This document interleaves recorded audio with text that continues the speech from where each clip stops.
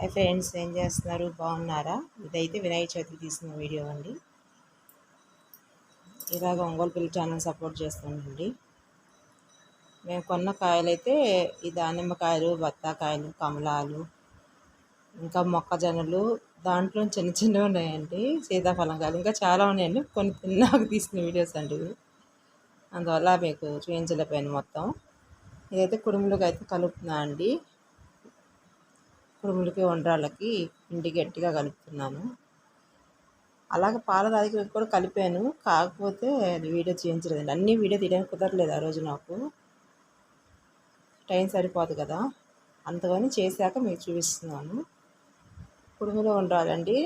వాటికి అడుగున పాత్రలకి, ఆ ప్లేట్లోకి అడుగున నెయ్యి పూసి వాటిపైన ఇలా పెట్టానండి. చాలా బాగా వచ్చాయి, టేస్ట్గా కూడా ఉన్నాయి.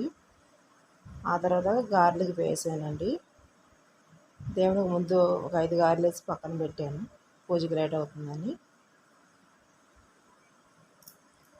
ముందు దేవుడికి పూజ చేసేస్తే తర్వాత ఏమైనా చేసుకోవచ్చు కదా, అందుకని.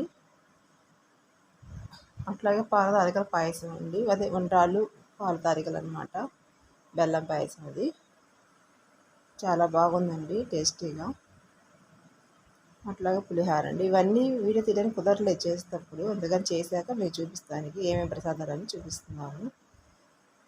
ఇవన్నీ అయితే దేవుడి దగ్గర పెట్టేసేసి పూజకి అయితే రెడీ చేశారు.